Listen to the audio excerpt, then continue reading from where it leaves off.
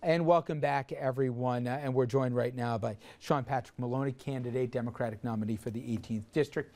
His opponent, Congresswoman Nan Hayworth, was on this program 4 weeks ago. And Andrew went on the number one issue on the electorate, which is jobs, and how more jobs are going to be created to the district. And we'll ask you the same question. How are you going to get more people to work here? Forgetting who's elected for the moment. Where will the jobs come from, and how do you do it? Jobs are the number one thing. And look, here's what you do. First thing you do is you listen to the people in the community. There is a job creator named Jim Taylor in Montgomery, New York. He wants to do a waste-to-energy plant. He has $40 million of his own money, skin in the game. Guy's a Republican. He's got the support of every local Republican elected official in Orange County. He's a job creator. He wants to create 300 good jobs tomorrow, union jobs, good wages, good benefits. Hammers on the job tomorrow. He's got ground level to within 1 inch ready for steel and concrete, and it's 85 permanent jobs. Nan Hayworth won't lift a finger to help him. He said to the Times-Herald Record, she's killing us. She's killing small business because private sector job creators in a modern economy, they need a federal partner sometimes. You know, government will never create all the jobs.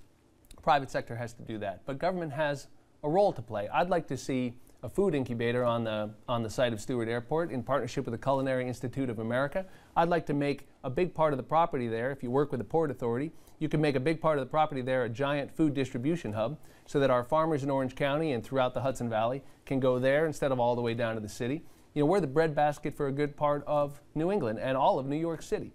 We should do that right here in the Hudson Valley. Well, do you believe there are too many regulations on business right now? It's a constant complaint from the right and from the left. The refrain has been, instead of deregulating Wall Street and also the business community, we need more oversight.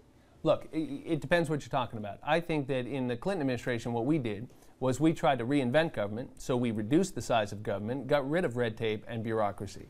Look, I think we can streamline a lot of stuff. I think everything needs to be looked at because we're in a modern world and we've got to compete and we've got to be smart. And government is not the answer, but it has a role to play. Infrastructure projects Absolutely. that come with taxpayer dollars? Well, look, that's a very good point you make. I've spent a bunch of my time in public service working on infrastructure projects. You know, I took the lead in the governor's office of creating the Public-Private Partnership Commission.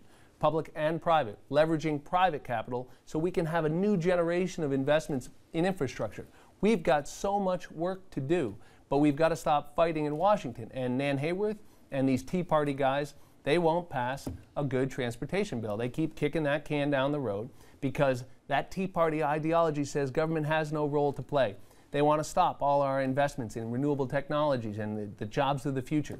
Well, let me ask you one energy question, and it's a tough one because it's a job creator, but also it's an area of concern. Next year, Indian Point's license is up for renewal. And while the district's congressman or representative won't be making the final call, the residents want to know where you stand on it. Do you think its license should be renewed? Well, listen, Indian Point is going away. Everybody agrees on that. The question is whether it goes away sooner or later, and do we take very seriously the economy of Buchanan and of Peekskill and the surrounding area? There's a couple thousand people working there, and it's 2,000 megawatts of power. I think we should do it sooner rather than later. I think you have to take very seriously replacing that power, and you better take seriously what's going to happen to those communities. But this whole disagreement is not about whether it goes away or not. Everybody agrees that at the most in 20 years, we're going to have to move away from Indian Point. So I'd like to see that happen faster. But that means you've got to continue to invest in renewable power. The project I mentioned, Jim Taylor, that's a waste-to-energy project. That would put 20 megawatts of renewable power on the grid right there in Montgomery, and he's got a long-term power purchasing agreement with the Port Authority. If he had a federal partner, unlike Nan Hayworth, he could get that done, and 300 people would be working there tomorrow and would be creating new renewable power to help replace the power from Indian Point. Tax rates under your old boss were at 39% for the top income earners as the top end of the bracket. Right now, they're at 35 roughly. The president proposes to raise them again. Arguments from some say in a down economy, the last thing you want to do is raise rates on the top income earners, job creators. What do you think? I think we have been here before, and we should remember what happened in the 90s, right? I mean, President Clinton came in 1993, had an economic recession, a big budget problem, a deficit problem, And he asked the wealthiest to pay their fair share, pay a little bit more, you're right. And the Republicans said the sky was going to fall and we would destroy jobs. What happened? We created 23 million new jobs, the longest economic expansion in American history, paid down the deficit to zero, ran record surpluses. And you know what? I love telling people this. If we had left Bill Clinton's policies in place, just left it alone in 2000, the national debt today would be zero. And it would have hit zero a year ago. So these are choices we're making. And my opponent, Nan Hayworth, wants to keep giving huge tax cuts to the wealthiest. Blow a hole in the deficit, blow a hole in the debt. We can't afford it.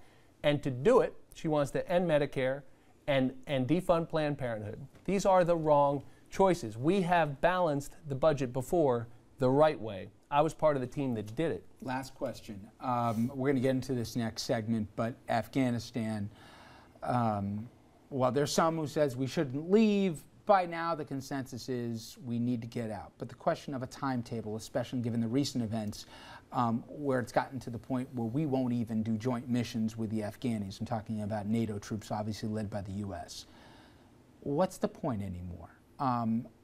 Do you think that we need to stick this thing through until the 2014 date when we're all back? Or do you think enough is enough here and that we've got to bring the boys and girls home sooner than later? Well, I am happy that we have reduced the force size in Afghanistan. I'd like to see that withdrawal continue, and I'd like to see it happen on a faster timeline than the administration has set forth.